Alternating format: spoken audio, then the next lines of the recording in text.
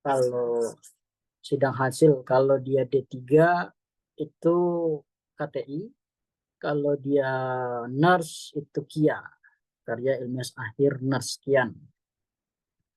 Itu Anda akan melakukan uji kompetensi selama 180 menit. Apalagi di tahun ini masih uji coba ya, uji coba untuk pelaksanaan OSCE. Jadi pada nantinya kelulusan Anda itu ditentukan baik teori maupun praktek. Teorinya melalui CBT 180 menit dan nanti akan dilakukan OSCE untuk prakteknya. Jadi untuk teman-teman di dalam dunia kesehatan itu sudah menjadi hal lumrah ketika Anda ingin menamatkan studi harus melaksanakan uji kompetensi baik teori CBT maupun praktek nantinya melalui OSCE. Oke, mungkin bisa next moderator. Oke, kita sekarang masuk ke dalam tips menjawab soal hukum ya teman-teman. Teman-teman mungkin sudah familiar dengan soal hukum ya. Mungkin saya akan memberitahukan pelaksanaan hukum akan sebentar lagi itu kalau saya tidak salah sekitar 2 minggu lagi pada bulan Oktober. 5 sampai dimulai dari 5 Oktober kalau saya tidak salah untuk gelombang ketiganya. Jadi teman-teman perawat baik diploma 3 maupun nurse, Anda semua harus memahami mekanisme ya. Dari 180 soal itu adalah waktu kotor Anda untuk mengerjakannya. Kenapa? Karena menurut saya ada beberapa soal itu soal hitungan. Contoh dalam menentukan balance cairan, selanjutnya menghitung luas luka bakar, itu semua menggunakan tahapan-tahapan perhitungan. Ya. Jadi teman-teman harus sudah tahu tuh, oh kalau saya mengejar soal hitung-hitungan, kayaknya ini deh terlalu lama nanti satu soal itu bisa sampai 2 atau 3 menitan. Jadi kalau tips dari saya, pertama teman-teman harus pahami dulu soalnya. Pahami dulu.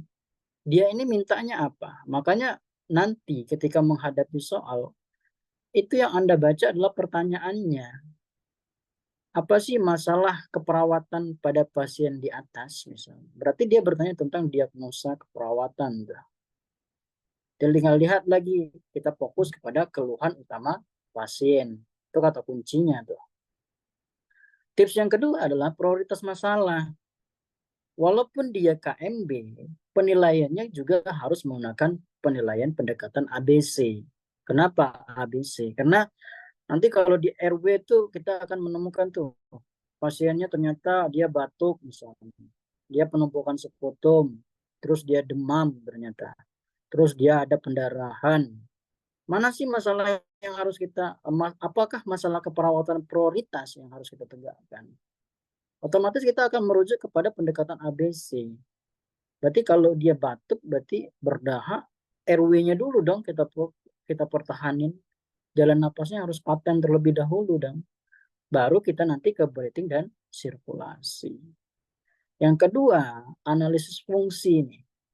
Analisis fungsi atau analisis situasi. Biasanya kalian itu kan pernah tuh D3 pasti itu dari semester 3 udah mulai praktek lapangan gitu. Yang di diploma 3 ada pasti. Di situ soal-soal hukum adalah soal-soal yang mengarah pada pelaksanaan. Contoh, ada nanti misalnya soal tentang perawatan luka. Kalau diploma 3 tentang tindakan keperawatan. Setelah dia melakukan pencucian luka, apa tindakan selanjutnya yang harus dilakukan perawat? Itu memang secara teori kita ada, tapi secara praktek di lapangan pun kita pernah melakukan perawatan luka dong. Nah itulah makanya kenapa saya bilang gunakan penelaran klinis, bukan hanya sekedar hafalan. Kalau Anda menghafal SOP sebanyak itu ya capek. Tapi kalau Anda selama melaksanakan uji kompetensi tadi menalarkan tentang klinis, oh kemarin kalau saya sudah cuci luka nih, saya mengeringkan luka misalnya, mengasih balutan primer, sekunderi misalnya. Terus pahami intervensi yang tepat. Kalau misalnya dia diminta intervensi prioritas, berarti prioritas tuh. Kalau pasiennya mengalami bersihan jalan napas, apa sih yang harus diberikan intervensi prioritasnya misalnya? Ya otomatis kalau dia bersihan jalan napas, bagaimana kita mempertahankan jalan napas itu agar paten. Kalau paten gimana? Berarti tindakan intervensinya penghisapan atau suctioning. Mungkin bisa next.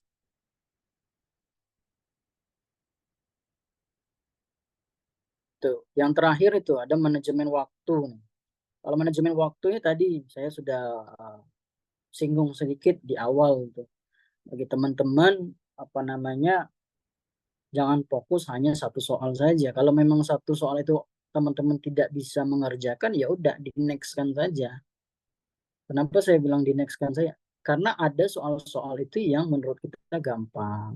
Jadi yang menurut kita susah ya udah kita tandain aja tuh, biasanya ada tuh pilihannya untuk ragu-ragu. Tapi nanti jangan lupa teman-teman untuk back kembali untuk mengisi jawabannya kalau masih ragu-ragu. Jadi pada intinya manajemen waktu, seandainya soal itu susah, next. Tapi ada kalanya tuh, Pak gimana kalau soalnya susah semua Pak, jadi saya next kan semua. Ya enggak juga, kan ada kalanya kita juga harus membaca soal itu terlebih dahulu. Mintanya apa sih dari soal? Kalau dia minta diagnosa keperawatan, ya udah tinggal kita cari apa sih clue kuncinya gitu. Oke, oke, next. Oke. Mungkin itu tadi ya tips dan trik yang bisa saya berikan kepada teman-teman. Karena kenapa? Karena pada hakikatnya tips itu kan tergantung pada individu. Oh, Pak, kalau saya misalnya saya nggak bisa Pak manajemen apa namanya, baca soal yang mudah dulu. Saya biasanya dari yang susah dulu baru yang mudah. Ya silakan. Penting 180 soal itu dikerjakan dalam waktu 180 menit. Gitu. Terus Pak, saya juga nggak bisa Pak baca soalnya dulu. Saya maunya baca dari kasusnya dulu, baru saya paham. Ya saya nggak bisa menutup kemungkinan mungkin ada tipikal orang seperti itu. Tapi tips yang saya berikan tadi umum ya, dikerjakan supaya apa? Seefektif mungkin, semaksimal mungkin teman-teman dapat mengerjakan dengan baik. Gitu. Oke, mungkin bisa kita ke soal ya, sesuai dengan ini kita membahas soal uji kompetensi. Iya, Saya boleh. di peminatan keperawatan medikal bedah. Jadi soal yang saya berikan adalah keperawatan medikal bedah. Kenapa keperawatan medikal bedah? Karena hampir 40 hingga 50% itu keperawatan medikal bedah yang paling banyak soal di dalam uji kompetensi. Jadi teman-teman harus banyak-banyak membaca tentang keperawatan medikal bedah. Oke, Oke, itu Mbak Cut. oke. Baik, Kak. Jadi, 50% itu soal, kebanyakan KMB ya, Kak, ya Kak, ya, yang masuk ke dalam soal uji kompetensi. Baik, ini kita lanjut, pembahasan soal ya, Kak. Nanti, teman-teman sekalian akan diberikan waktu 1 menit, nanti boleh jawabannya ditulis di kolom chat atau kolom komentar. Nanti ada sesi seperti, memberikan pendapat kenapa memilih jawaban yang Kakak-kakak atau teman-teman pilih. Oke, boleh langsung kita mulai. Ini soal pertama, waktunya 1 menit dimulai dari sekarang.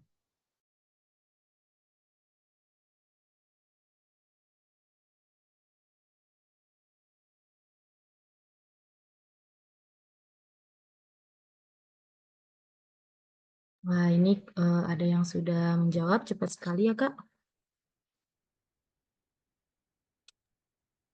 Karena mungkin sebentar lagi mau hukum, jadi mereka Iya, sudah itu persiapan betul itu. iya, jadi berlatih untuk membaca soal cepat ya, Kak, ya. Iya. Skippingnya udah mulai jalan gitu. Iya. Wah, ini Kak Astrid juga menjawab B. Oke, kita tunggu teman-teman yang lain.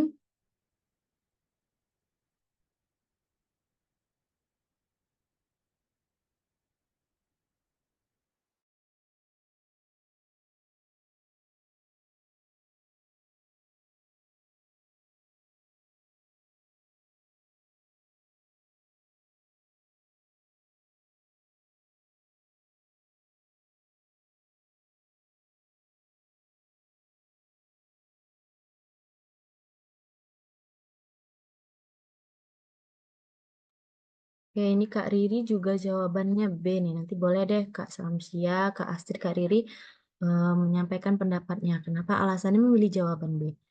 Oke, sudah 1 menit ya teman-teman sekalian. Langsung saja ke pembahasan. Bagaimana? Adakah teman-teman atau kakak-kakak yang ingin menyampaikan pendapatnya? Kenapa jawabannya B seperti itu? Atau yang ingin memberikan penjelasan tentang jawabannya?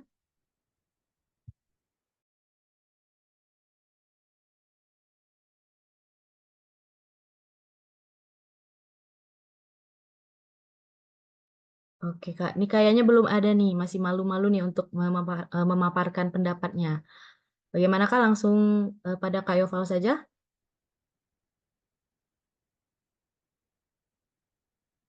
Ini semuanya kayaknya kakak-kakaknya jawabannya B nih Kak. Nggak ada yang berani menyampaikan nih. Ya, untuk kakak-kakak sekalian ada yang ingin menyampaikan pendapatnya? Sebelum saya Ya, nggak usah belajar malu-malu ya Kak ya. menyampaikan. Itu ada Samsia, Astri, Riri, Indah, Haryani. Ya, siapa yang berani untuk menyampaikan kenapa milihnya B? Karena mayoritasnya ini pilihannya B semua ya Kak ya. Iya, kadang-kala karena teman-teman yang milih B, jadi ikut-ikutan B semua. Iya, bisa jadi juga nih Kak. Ya. Kan nggak ada yang mau ya, nggak ada yang berani nih. Ya, masih malu-malu nih Kak ya. Oke, nanti soal selanjutnya saya harap ada dari teman-teman menyampaikan ya. Iya, Karena oke. kita sifatnya di sini belajar teman-teman. Jadi nggak ada yang apa namanya saya paling tahu ataupun di mana. Karena pada hakikatnya kita manusia yang penuh salah kan. Jadi harus ada diskusi. Iya, betul Kak. Oke, di sini kita tadi saya kasih tahu tipsnya. Pertama adalah baca soal terlebih dahulu. Oke, kita terapkan ya. Apakah prioritas tindakan keperawatan? Oke, saya tandain dulu nih.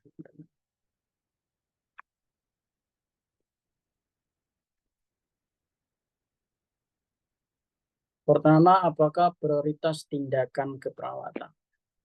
Berarti kalau kita ditanya apakah prioritas tindakan keperawatan, berarti yang ditanya apa sih? Yang ditanya adalah SIKI.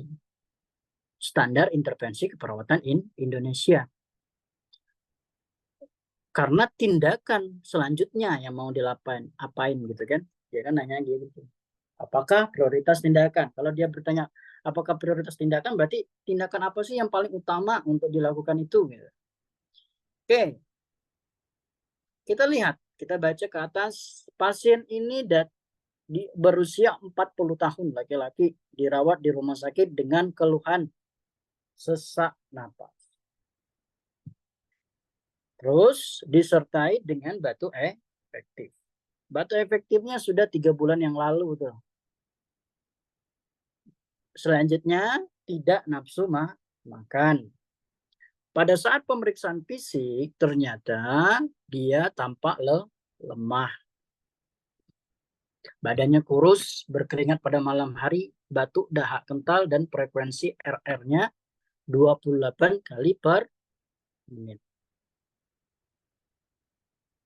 Berarti kalau menurut teman-teman apa sih masalah keperawatannya?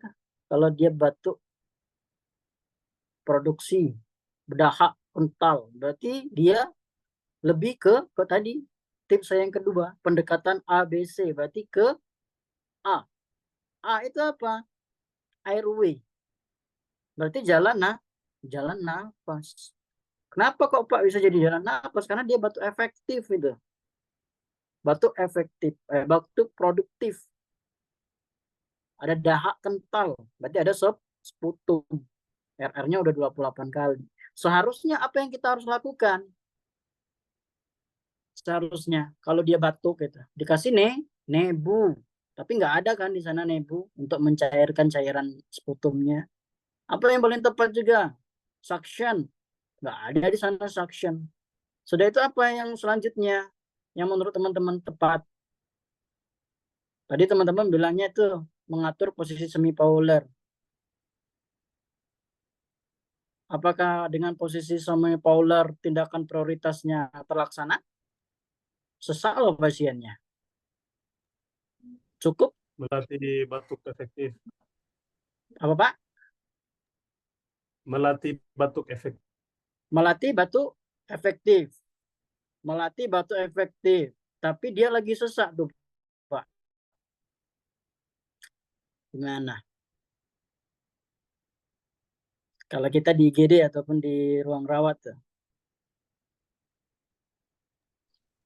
Yang harus kita. Pasiennya sesak itu. Memberikan. Sesak 28 kali per menit. Jadi apa yang paling tepat? Kalau ngatur posisi semi Fowler kayaknya kurang tuh. Batuk efektif. Oh, batuk efektif bisa dilakukan, tetapi ada sebelum itu harus apa? Karena pasiennya sesak. Kalau pasien sesak diapain, Pak? Memberikan oksigen. Memberikan oksigen. Nah, disitulah critical thinking. Back dulu, bentar, back. Nah, disitulah critical thinking, bapak-bapak, ibu-ibu, semua teman-teman yang harus dilaksanakan. Oh, kok kayak pilihannya benar semua, Pak. Batuk efektif, benar. Kan dia batuk tuh. Semi Fowler juga benar. Karena sesak, pasti kan harus dikasih semi Fowler tuh. 90 derajat. Antara D sama E kayaknya kan bukan prioritas ya. Karena kalau Penkes berarti dia edukasi loh. Kita masih teropetik sekarang. Nutrisi dia hanya tidak nafsu makan aja. Ya gimana mau nafsu makan, orang dia sesak kok. Nah, disitulah bapak-bapak ibu-ibu, teman-teman, bagaimana critical thinkingnya main tuh. Oh, kata Pak Yopal atau Mas Yopal bilangnya oksigen nasal kanan. Ya wajar lah, pasiennya aja 28 kali per menit, udah ngap loh pasiennya. Itu loh gambarannya. Dia udah batuk, batuk, sesak. Seharusnya kita kasih apa itu? Nasal kanul. Kalau sudah nasal kanul masih sesak tuh, setidaknya udah membantu tuh, bisa jadi pernapasan respirasi rate-nya tuh berkurang tuh. Baru nanti dianjurkan untuk kolaborasi berikan bronchodilator tuh, dikasih nebulizer. Jadi kan tindakan keperawatan itu kan dalam psiki itu kan ada observasi, terapeutik, edukasi dan kolaborasi. Gitu. Itu jadi jawabannya yang benar ini C ya Kak, Jawabannya yang memberikan benar oksigen. adalah Hmm. C. Nah, boleh deh dibuka tuh pembahasannya biar teman-teman Oke. lihat. Tuh, kalau dari pembahasan, kenapa dia C? Tadi dia sesak napas belum? Dia sesak napas, batuk produktif sejak 3 bulan yang lalu. Terdapat dahak kental berwarna kehijauan. Respirasi rate-nya 28 kali per Per menit. menit. Iya. Jadi jawaban yang paling tepat C, memberikan oksigen melalui nasal kanul ya Kak. Oke. Oke, untuk teman-teman sekalian, adakah yang ingin bertanya pada Pak Yoval atau Mas Yopal ini? Siapa tahu masih ada yang bingung, belum mengerti, bisa bertanya sama Kak Yoval. Iya. Boleh teman-teman sekalian? Jangan malu untuk bertanya ya Kak ya. Kalau masih belum paham, langsung aja nih tanya sama Kak Yoval. Mungkin belum tuh, karena masih soal pertama tuh, Mbak. Iya. Masih pemanasan. Masih pemanasan ya Kak ya. Oke. Berarti Iya. tidak ada yang ingin bertanya. Kita next lanjut ke soal nomor 2. Ya. Oke Kak, ini ada yang nanya nih Kak. Kak, cara menentukan data objektifnya bagaimana ya Pak? Oke, boleh back soal? Oke. Oke, data itu kan dibagi menjadi 2 tuh, data objektif dan subjektif. Sebenarnya kalau di sini dia sekedar data objektif ini maksudnya tampak apa namanya terlihat dari kasus. Boleh back ke soal? Kalau kita buat ASKEP ya teman-teman. Kalau kita buat ASKEP secara data subjektif dan objektif itu kan berbeda. Tadi kalau itu kan sebenarnya bukan data objektif, data yang ditemukan pada kasus tuh, objektif di kasus maksudnya. Tapi kalau kita menentukan data subjektif dan objektif, pertama data subjektif.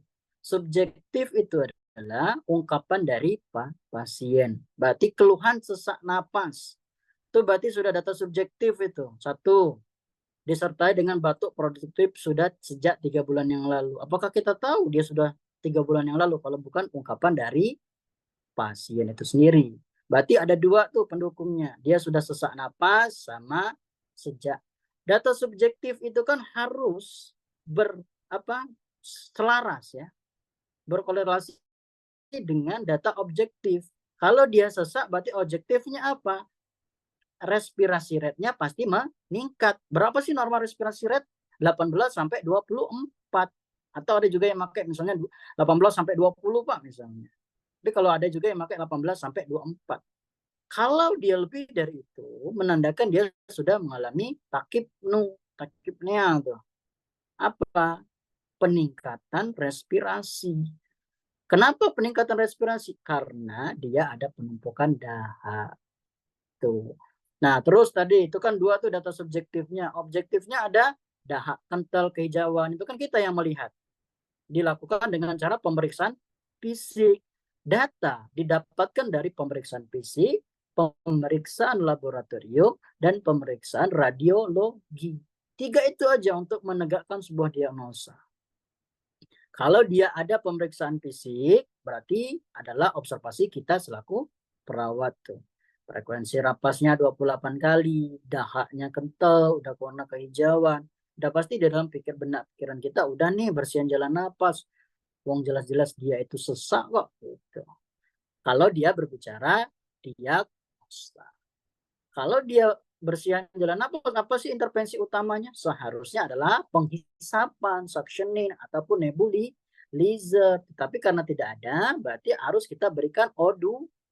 Karena dia sesak. Di awal udah dia bilang, saya sesak Pak. Itu ya, mungkin bisa menjawab ya.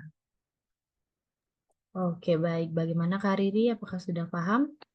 Kalau sudah paham nih kita lanjut soal kedua ya Kak ya. Boleh next ke soal kedua? Boleh.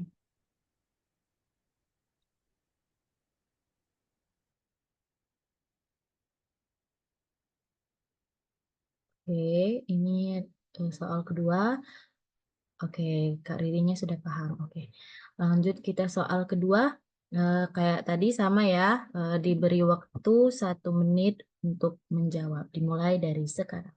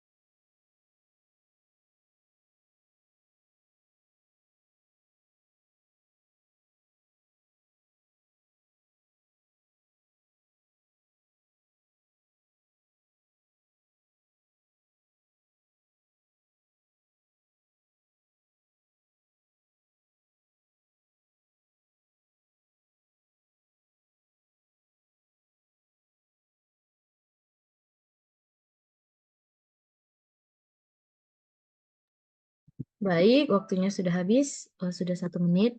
Ini ada Kak Astrid nih, jawabannya E ya. Boleh Kak Astrid ingin memberikan pendapatnya, kenapa nih alasannya jawabannya E, tidak adanya penambahan jumlah darah dalam botol WSD. Boleh Kak Astrid ingin menyampaikan pendapatnya? Oke, ini ada Kak Haryani, jawabannya B.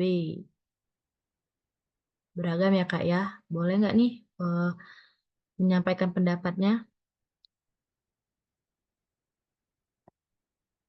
Kenapa menjawab B atau E?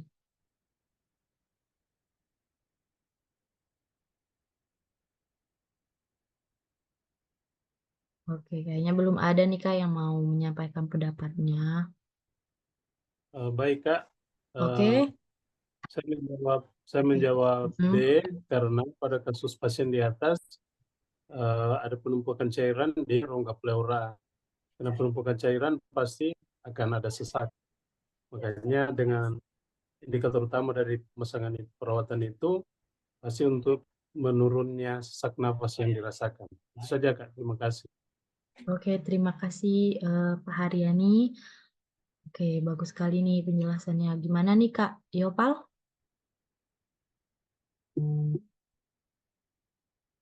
Jawabannya B. Oke, Menurunnya dari siapa tadi? Pak Haryani ya? ya Pak Haryani. Pak Haryani dari mana, Pak? Saya kerja di Puskesmas Eci di daerah Papua Selatan, Pak. Papua Selatan. Sekarang pukul berapa itu, Pak? 19. Sekarang pukul 22. Oke, Kurang 22. Usia berapa sekarang, Pak? sudah 39 tahun. 39 tahun. Masih semangat ya, Pak ya? Di Papua semangat. Berarti sekarang sudah pukul berapa? 9? Pukul 20 kurang 8 menit, pukul 22. Oke. 2 jaman ya. Kita selisih 2 jaman. Oke. Sudah malam di sana ya. Oke. Nggak apa-apa, Pak Hari. Kita sama-sama diskusi ya. Oke. Di sini dia adalah pertanyaannya adalah tentang apa sih indikator utama dari perawatan pasien tersebut. Indikator adalah penentuan dari keberhasilan suatu tindakan. Pasien ini mengalami benturan 45 tahun, dia dirawat 4 hari di rumah sakit. Ingat, dia sudah 4 hari dirawat di rumah sakit. Karena mengalami benturan pada daerah dada. Terjadilah hemotoraks tuh. Apa yang dimaksud dengan hemotoraks, teman-teman? Ada yang bisa menjawab? Simpelnya saja. Hemotoraks itu apa?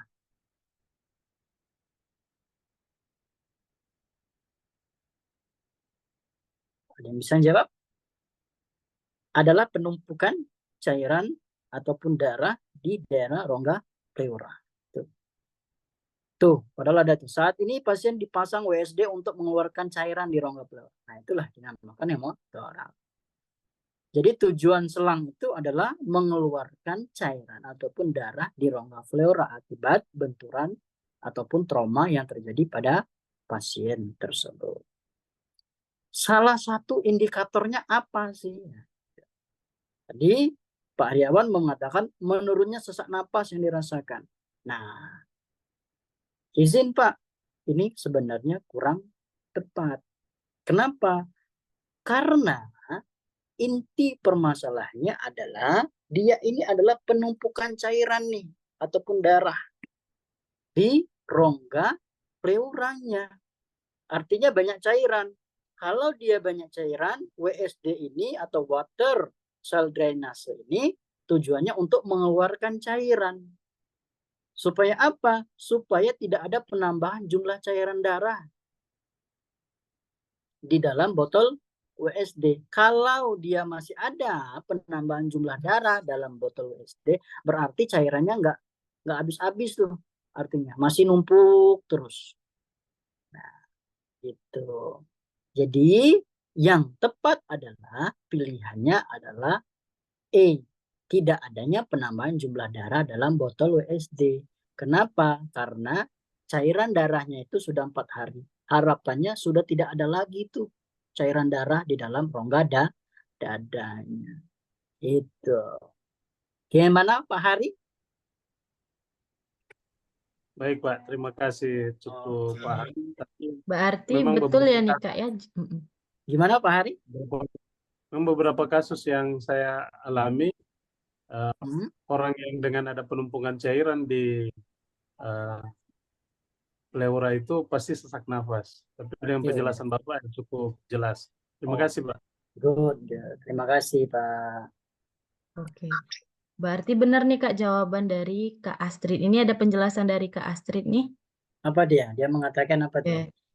Jadi indikator utama dari perawatan pasien yang mengalami hemotoraks dan dipasang WSD adalah tidak adanya sumbatan atau aliran lancar pada selang WSD. Jadi WSD atau water cell drainase ini adalah pemasangan selang infus yang berfungsi untuk mengeluarkan darah dari rongga pleura. Itu penjelasan dari Kak Astrid. Jadi benar jawaban Kak Astrid itu E. Oke, Kak Astrid udah bisa menjelaskan, tapi nggak berani mengungkapkan. Gitu. Iya, Kakak Astridnya nih malu-malu nih Kak. Oke. Oke, mungkin bisa lihat pembahasannya biar mereka teman-teman bisa lebih yakin. Tuh. Jadi hemotoraks itu dilakukan pemasangan water sterilizer (WSD). Indikator utama keberhasilannya adalah untuk mengeluarkan darah secara efektif dari rongga pleura. Harapannya tidak ada lagi cairan di dalam rongga dada. Oke. Oke. Baik, untuk teman-teman sekalian, kakak-kakak, apakah ada yang ingin ditanyakan nih sama Kak Yoval atau masih ada yang belum paham? Boleh langsung nih ditanyain nih langsung sama Kak Yoval.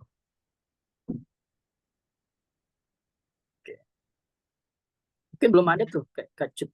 Iya, kayaknya belum ada nih Karena yang. kasihan Pak Hari udah Pak Hari jam 10 di sana nanti. Iya, udah Boleh sangat next. larut malam di sana ya Kak ya.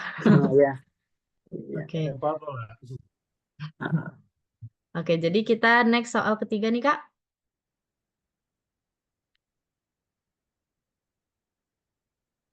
Boleh?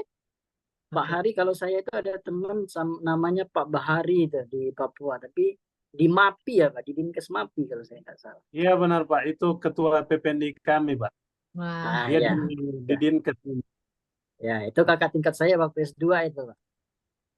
Itu teman baik Pak. Ya, salam ya sama Pak Hari.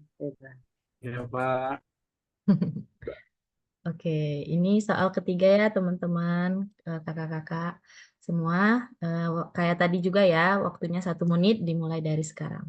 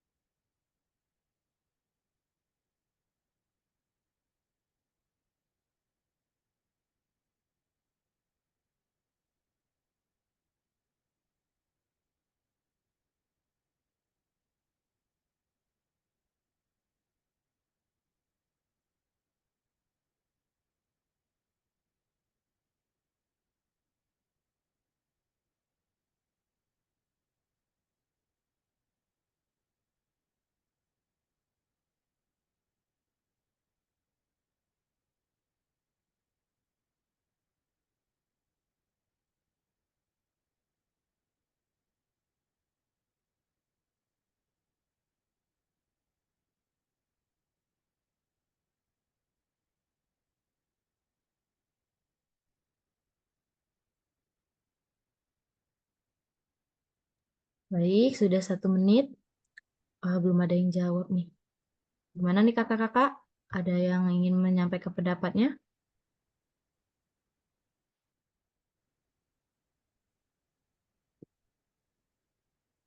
Oke, yang ini belum ada yang jawab nih Kak. Gimana ya? Apa susah ya soalnya?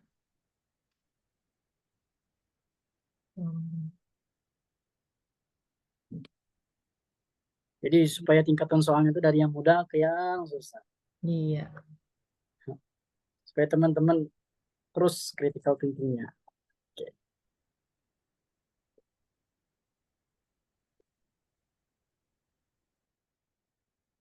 Oke, udah 1 menit tapi belum ada nih yang mau jawab soalnya. Belum ada yang jawab ya di kolom komentar ini. Apa kita langsung aja pembahasan nih sama Kak Yoval?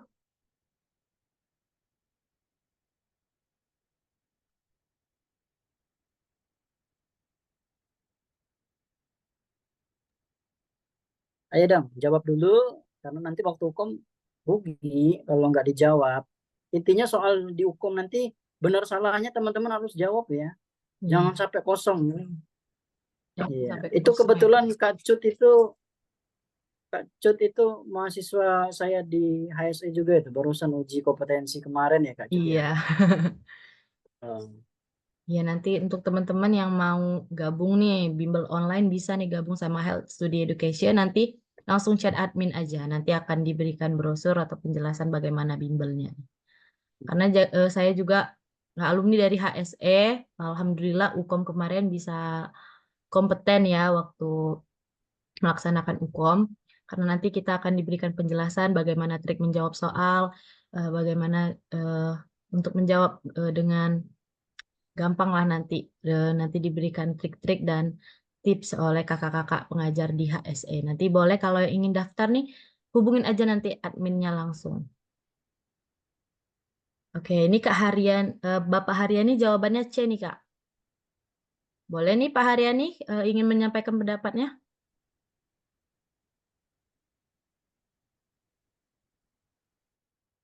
Ya. Langsung aja kayaknya Kak Cut, udah ada yang jawab ya? Masalahnya karena Oh, pasien ini mengalami gagal jantung. Oke. Mungkin itu saja penjelasan. Oke. Oke, langsung kita pembahasannya ya Pak ya, biar langsung Oke. jelas nih. Oke, untuk Kak Yoval dipersilakan. Oke. Pak Ari sudah memahami soal tuh kayaknya. Oke, kita bedah sedikit ya soalnya. Soalnya adalah menanyakan tentang masalah keperawatan utama. Ketika kasus menanyakan masalah keperawatan utama, berarti yang akan disampaikan adalah SDKI, Standar Diagnosa Keperawatan Indonesia. Pasien ini mengalami gagal jantung usia 60 tahun, dirawat karena gagal jantung. Teman-teman sudah harus termindset dalam artian adalah gagal jantung itu pasti diagnosa utama adalah penurunan curah jantung. Pasti itu kalau udah nurse itu sudah paham ya, sudah hafal lah, udah ngelotok di kepalanya untuk kalau pasien dengan gagal jantung, baik dia iskemik, misalnya apa namanya, ST elevasi misalnya,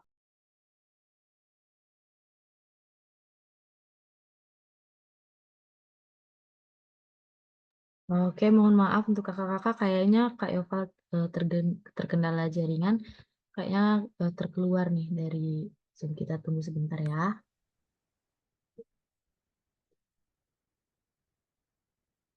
sorry, kayaknya saya terpental tadi ya. Iya, tiba-tiba ngilang nih tadi Oke, kakaknya. Oke, lanjut Kak. tadi sudah harus termindset bahwa pasien dengan gagal jantung pasti akan mengalami penurunan curah jantung. Kenapa penurunan curah jantung? Karena jantung tidak mampu apa namanya memberikan supply darah secara baik ke seluruh tubuh. Itulah akhirnya penurunan curah jantung. Curah jantung itu kan proses jantung memompa ke seluruh tubuh.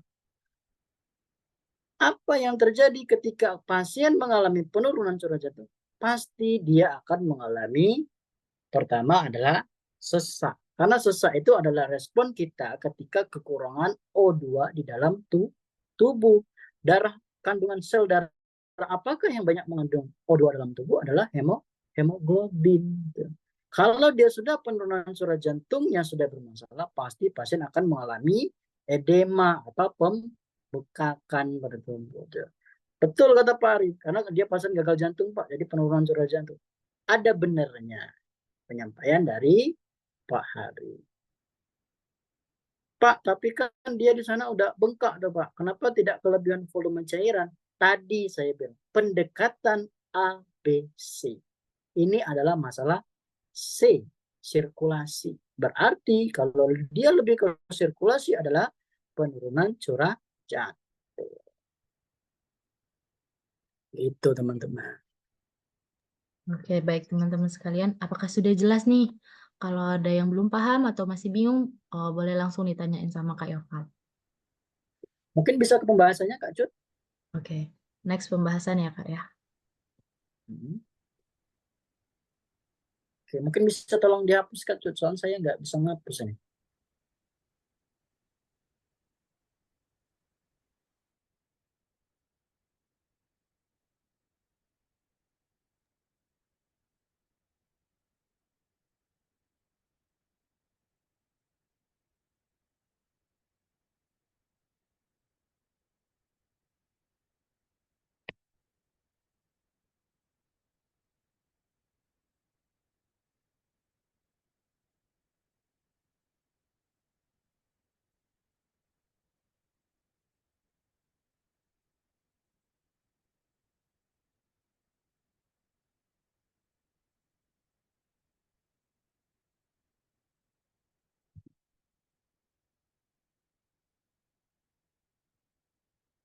Gimana Kak Cut? Bisa ya? Oke, kayaknya nggak bisa. Nggak ini. Mungkin dari IT-nya.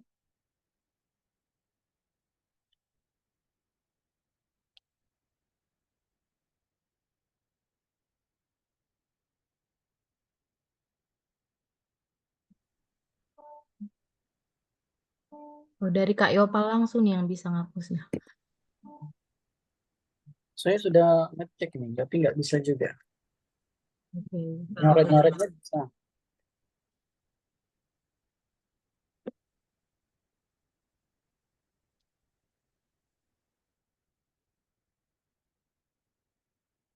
Oke, ini ya pembahasannya, karena pada pasien dengan gagal jantung pasti gejala pertama yang dialami adalah penurunan curah jantung. Saat pasien itu sudah mengalami gangguan proses curah jantungnya bermasalah, pasti akan timbul manifestasi klinisnya, yaitu edema atau kaki bengkak tadi, karena sulitnya keluar cairan di dalam tubuh. Terus terjadinya sesak nafas. Karena apa? Karena tadi cairan darahnya nggak tersuplai bagus ke seluruh tubuhnya. Gitu. Oke, baik. Untuk teman-teman sekalian, kakak-kakak ada yang ingin ditanyakan? Masih ada yang bingung, belum paham, boleh langsung ditanyain sama Kak Yoval. Jangan malu untuk bertanya ya. Oke, kayaknya udah paham semua nih, Kak. Semoga bisa paham. Lanjut, kita next ke soal nomor 4.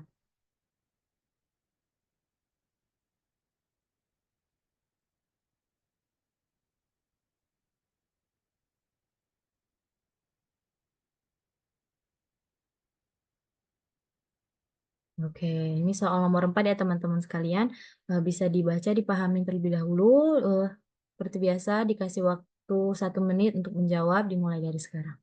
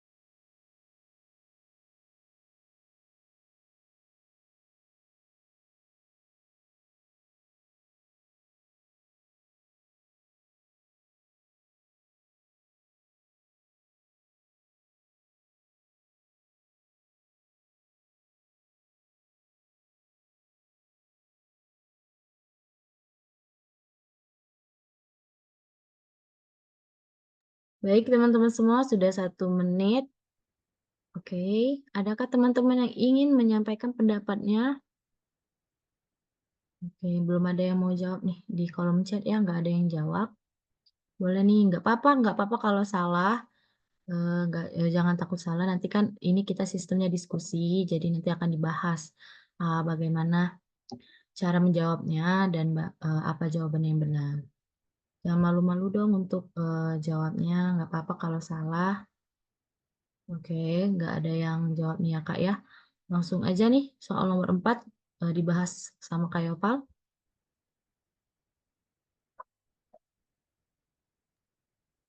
Oke, kacau. Nggak ada yang jawab nih.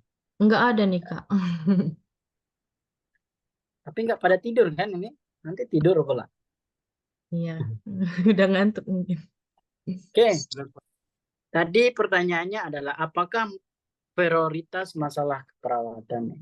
Saya coret lagi ya, semoga bisa di. Kalau berbicara ini tadi saya ulang lagi, berarti dia berbicara diagnosa keperawatan. Lihat data subjektif dan objektifnya. Subjektifnya, pasien di ruangan penyakit dalam menderita glomerulus nephritis kronis. Berarti dia mengalami gangguan pada ginjal. Yaitu glomerusnya tuh fungsinya apa? Sebagai filtrasi. Filtrasi itu apa? Untuk menyaring racun di dalam tubuh. Tuh. Berdasarkan hasil pemeriksaan, berarti dia Data objektifnya sesak, anoreksia, mulut, nafas, tercium bau urium, serta terdapat edema. Ya wajar dong kalau dia edema. Kenapa? Karena glomerulusnya tuh bermasalah. Glomerulus sebagai filtrasi yang ada di ginjal tidak mampu menyaring cairan ataupun racun di dalam tubuh secara maksimal. Kalau ini kita berangan-angan, mungkin bapak-bapak, ibu-ibu, teman-teman semuanya pernah menyaring santan. Menyaring santan itu kan ada saringannya tuh. Ketika saringan itu kita umpamakan sebagai filtrasi atau glomerulus tadi, sebagai penyaringnya. Ketika yang disaring itu ternyata bermasalah, menumpuklah cairan yang di atasnya, berarti kan. Kalau dia terjadi penumpukan cairan, artinya apa? Terjadinya kelebihan cairan di dalam tubuh. Kenapa? Karena yang menyaringnya tadi bermasalah. Nggak ada cairan yang bisa keluar nih, bermasalah. Saringannya bermasalah nih. Kalau santannya ternyata banyak tumpukan di jaringan-jaringan tempat dia untuk melakukan filtrasi tadi itu, untuk pesaringan, bermasalah, nggak bisa keluar cairannya, numpuk dia di atas. Ketika penumpukan cairan disebut dengan kelebihan volume cairan tuh. Kalau dia sudah mengalami kelebihan volume cairan, yang terjadi apa? Tampaklah edema tadi. Uriumnya menumpuk, kreatininnya menumpuk. Ya, jadi sampai situ pasti pasien dengan kelebihan cairan pasti sudah tampak sesak. Jadi tadi kata kuncinya dia minta masalah keperawatannya apa? DS-nya ternyata dia menderita glomerulus. Glomerulus fungsinya untuk filtrasi. Ternyata dia ini filtrasinya bermasalah tuh. Nefritis. Pokoknya yang ada titis-titis-titisnya berarti inflamasi itu. Kronik. Kalau sudah terjadi edema berarti ada masalah tuh di saringannya. Kalau ada masalah di saringannya, penumpukan cairan, berarti terjadilah gangguan volume cairan, disebut dengan hipervolemia atau kelebihan volume cairan. Itu. Oke Kak, jadi jawabannya yang benar kelebihan volume cairan ya Kak ya. Kelebihan volume cairan. Boleh lanjut pembahasannya? Oke, Boleh jadi dilihat pembahasannya. Oke, bagaimana nih kakak-kakak, teman-teman sekalian? Apakah masih ada yang bingung nih? Kalau masih ada yang Oke. bingung, Nah, belum di situ paham, mungkin tulisannya C itu sebenarnya D itu ya. Intinya iya, dia adalah kelebihan volume volume cairan. cairan. Jadi pada pasien dengan glomerulus nefritis kronik, prioritas masalahnya adalah kelebihan volume cairan. Di sini pembahasannya terjadinya retensi cairan. Tadi saya bilang ada masalah nih, cairannya nggak keluar. Adanya retensi. Retensi itu kan artinya tahanan tuh. Cairannya tuh tertahan di dalam tubuh, nggak bisa keluar. Makanya dia terjadi namanya disebut retensi cairan. Terjadinya penumpukan cairan menyebabkan edema di seluruh tubuh. Kalau dia sudah mengalami penumpukan cairan seluruh tubuh, terjadilah sesak nafas. Dan gangguan metabolik lainnya adalah uremia, bau mulut seperti urin. Oke, ini teman-teman penjelasannya bisa dipahami bahwa jawaban yang benar itu adalah kelebihan volume cairan. Oke, apakah teman-teman ada yang ingin bertanya? Langsung saja nih tanya nih sama Kak Yoval, apakah ada yang belum paham atau masih bingung nih? Oke, kalau tidak ada atau belum ada yang ingin bertanya, kita next lanjut soal berikutnya.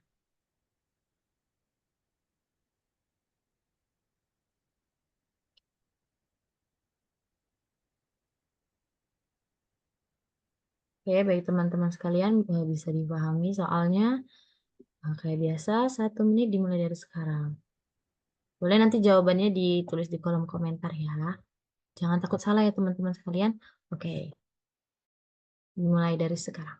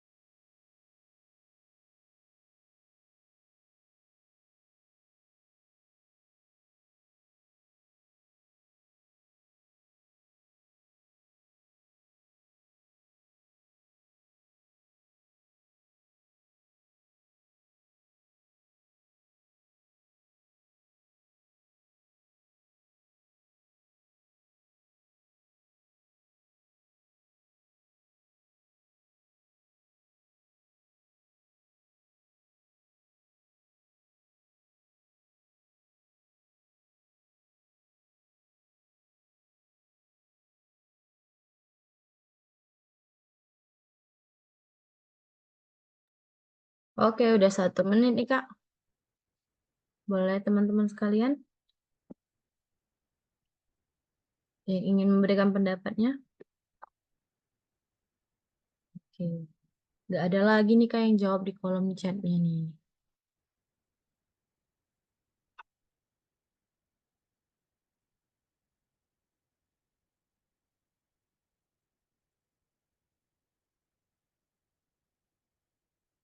Boleh teman-teman sekalian yang ingin menyampaikan pendapatnya?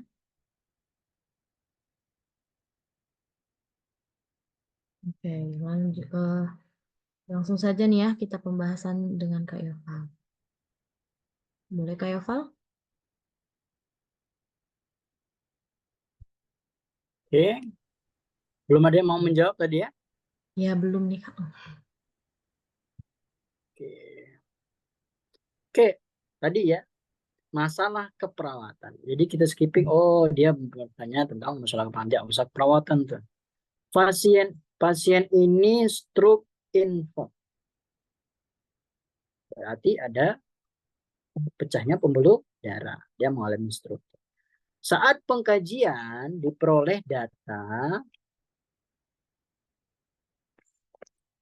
tingkat kesadaran stroke porus, bunyi napas terdengar ngorok, lemak segala macam itu. Terdapat parase pada otot wajah. Kalau dia pada pasien dengan stroke, otomatis bermasalah di mana sih? Di otak.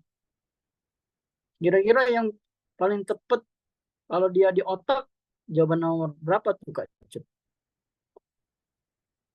Kalau di otak berarti gangguan perfusi jaringan otak mungkin ya. Oke, gangguan perfusi jaringan otak. Kenapa? Karena ada stroke infarct, stroke hemoragik. Terjadinya pecahnya pembuluh darah di otak. Kalau pembuluh darah yang kaya O2 di otak pecah, artinya hemoglobin ataupun O2 di dalam pembuluh darah itu tidak bisa sampai ke sel-sel terkecil. Apa yang terjadi kalau dia tidak bisa sampai ke sel-sel yang terkecil? Yang mengalami gangguan perfusi perifer di otaknya. Makanya disebut dengan gangguan perfusi jaringan otak. Atau kalau di SDKI, gangguan perfusi cerebral. Ya. Kenapa? Karena terjadinya gangguan proses O2 itu untuk sampel di sel-sel terkecil karena pecah. Ibarat pipanya itu pecah. Jadi untuk sampai ke ujung nggak bisa. Makanya gangguan perfusi jaringan otak atau gangguan perfusi jaringan cerebral. Kalau seandainya dia nggak terjadi pada stroke, tidak terjadi pada otak, ternyata terjadi pada jari-jari, apa diagnosa yang paling tepat? Gangguan perfusi perifer. Artinya di jaringan-jaringan perifer dia mengalami kekurangan O2, ditandai dengan pucat. Ya. Jadi jawaban yang paling tepat adalah gangguan perfusi jaringan perifer. Kenapa? Karena pasien ini mengalami stroke hemoragik, pecahnya pembuluh darah. Pembuluh darah. Oke. Oke, gitu Kak Jo. Oke, jadi jawaban yang benar gangguan perfusi jaringan otak. Oke. Untuk teman-teman, ada nggak nih yang mau bertanya nih? Langsung aja tanya sama Kak Yopal. Kalau masih bingung, belum paham, bisa langsung tanya sama Kak Yopal. Terus juga, oke, baik. Apakah ada yang ingin bertanya? Mungkin bisa ke pembahasan Kak Jo. Oke, langsung ke pembahasan ya. Izin Kak Jo, saya nggak bisa lagi ngapus itu. Oh iya ya. Jadi minta tolong adminnya coba dihapusin. Kalau nggak bisa coba kayak tadi.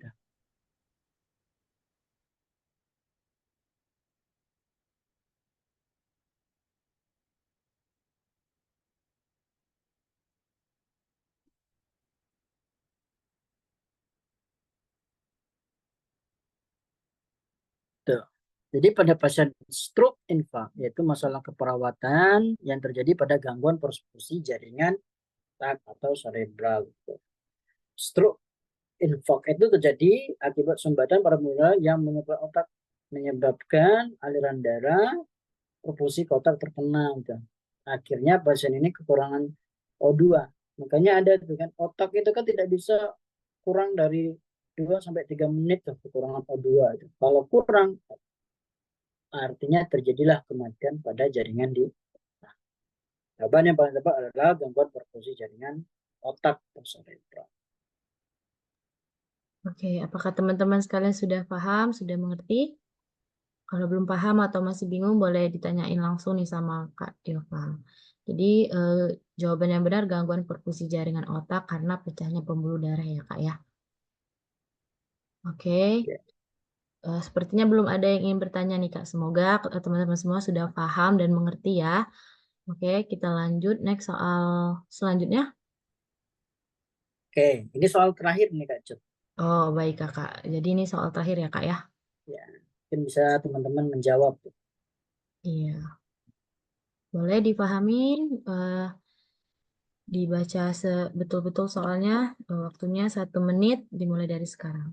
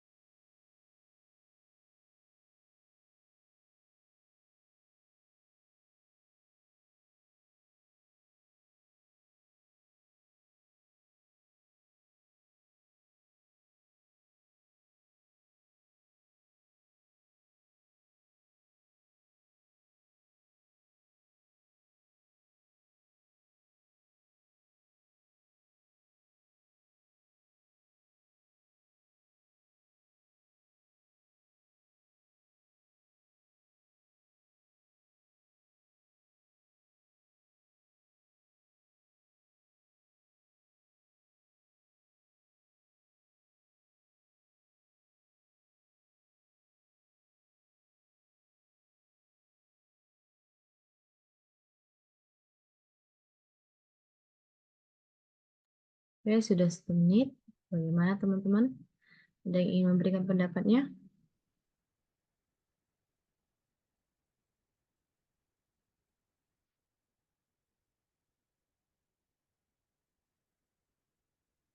Oke, izin mengingatkan untuk teman-teman sekalian, tadi link absen sudah saya share ke kolom chat, boleh segera diisi ya teman-teman sekalian.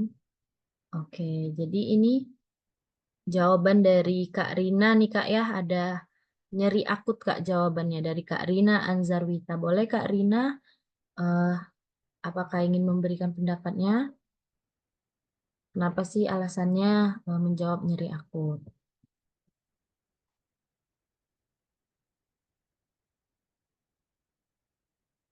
Oke, kayaknya Kak Rina belum mau nih ya memberikan pendapatnya, masih malu-malu. Oke, langsung aja untuk Kak Yoval, bagaimana penjelasannya?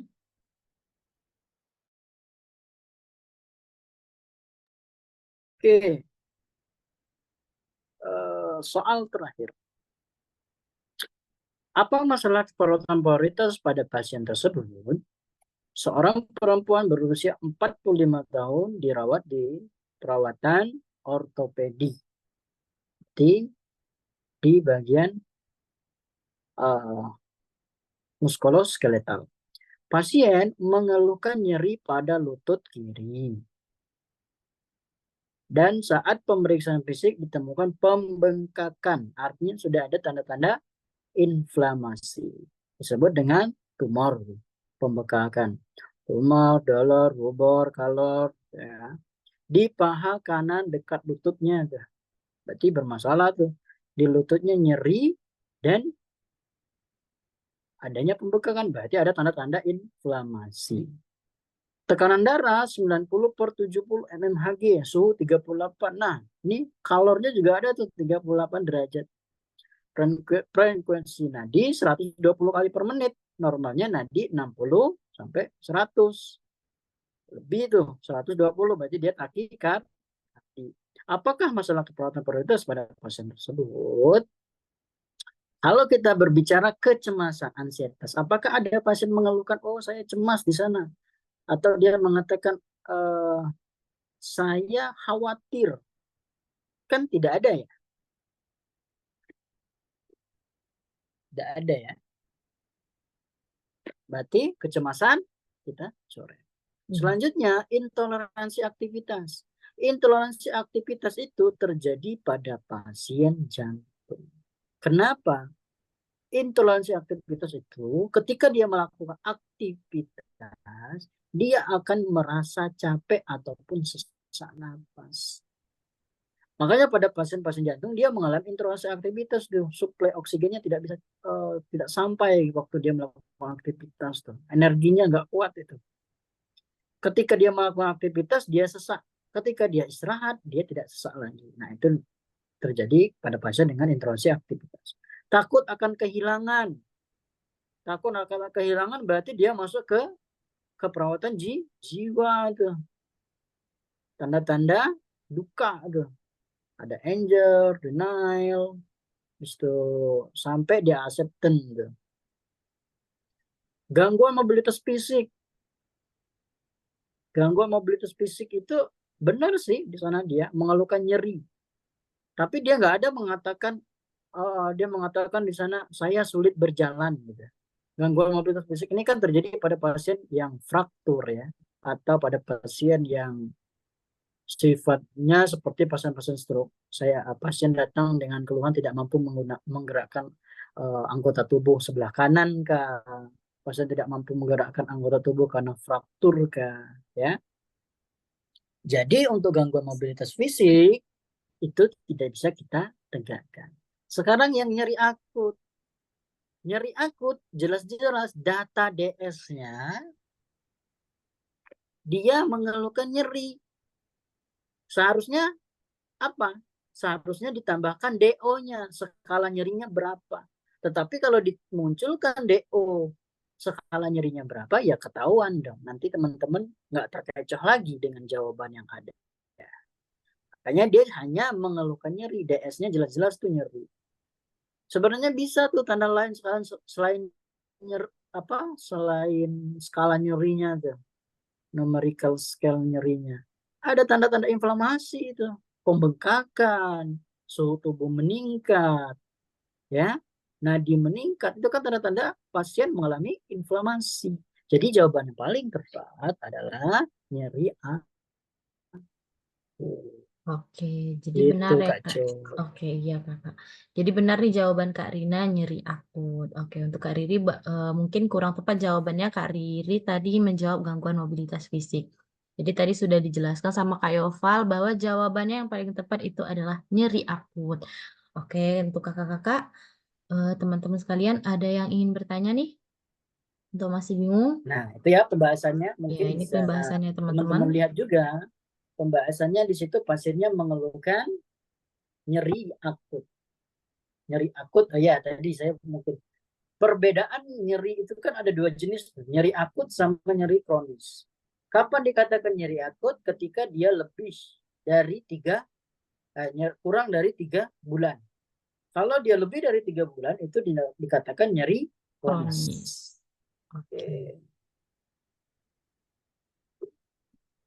Oke, ada yang ingin bertanya atau ingin memberikan penjelasan? Oke, di sini kita diskusi ya teman-teman sekalian. Oke, kayaknya belum ada nih Kak yang ingin bertanya atau memberikan pendapatnya. Semoga teman-teman semua sudah paham, sudah mengerti.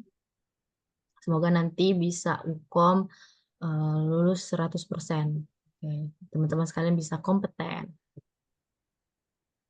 Oke, itu tadi soal terakhir ya Kak ya? Ya, soal terakhir Kak Cut. Tak terasa sudah 1 jam ternyata kita. Ya, sudah 1 jam ya Kak ya. Oke, nah, dan kami di sini ingin menawarkan lagi untuk bergabung nih bimbel bersama Health Study Education. Nanti bisa langsung hubungin admin, nanti akan dijelaskan bagaimana sistem pembelajarannya, bagaimana jadwalnya, nanti akan dijelaskan. Boleh sekali yang ingin bergabung bersama Health Study Education. Karena akan diberikan tips, nanti akan diasupin terus dengan soal-soal dengan soal-soal UKOM yang sering masuk nih. Nanti akan diberikan pembahasannya, akan ada pengajar-pengajar yang akan melatih untuk menjawab soal-soal. Jadi nanti kalau ada teman-teman yang mau gabung dengan Health Study Education, bisa nih langsung chat adminnya.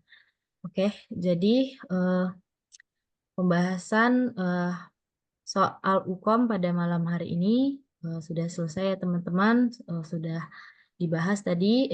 Ingin mengingatkan kembali yang belum mengisi link absen harap segera diisi. Tadi sudah di-share di kolom komentarnya ya teman-teman. Oke, sebelum kita mengakhiri nih, boleh kita kayaknya foto-foto bersama, Kak? Ya, boleh, silakan. Oke. Boleh teman-teman dibuka dulu kameranya?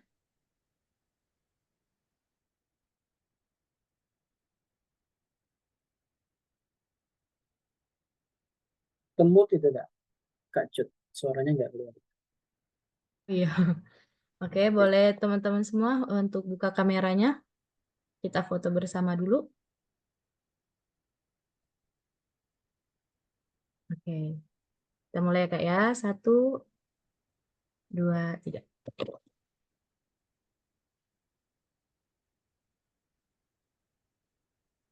Oke, sekali lagi. 1, 2, 3.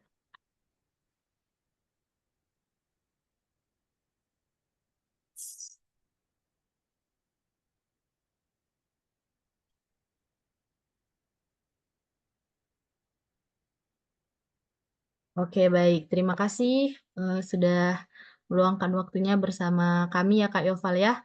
Terima kasih atas materinya, pembahasannya pada malam hari ini. Semoga bisa menjadi manfaat untuk kita semua. Teman-teman sekalian bisa 100% kompeten dalam hukum nanti. Semoga lulus semuanya ya Kak ya. Amin, amin. Amin. Oke. Untuk Kak Yoval, terima kasih banyak. Dipersilakan untuk live duluan nih Kak. Oke, saya izin live ya. Iya, terima kasih Kak. Teman-teman, semoga semuanya kompeten. Amin. Assalamualaikum semuanya. Waalaikumsalam.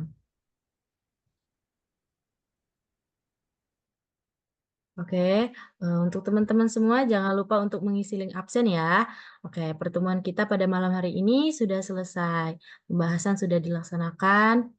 Semoga tadi ilmu yang sudah diberikan Kak Yoval bisa bermanfaat bagi teman-teman semua. Semoga UKOM-nya bisa berjalan dengan lancar, kita semua bisa lulus 100% kompeten. Oke, saya sebagai untuk mengakhiri webinar pada malam hari ini, alangkah baiknya kita mengucapkan lafaz hamdalah. Alhamdulillahirabbil alamin. Oke, teman-teman semua, saya sebagai moderator, apabila ada salah kata, saya mohon maaf. Pada Allah, saya mohon ampun. Terima kasih atas perhatiannya. Wassalamualaikum warahmatullahi wabarakatuh. Sama-sama, Kakak. Salam, Kak. Terima kasih. Sama-sama, Kak. Sama-sama, Pak.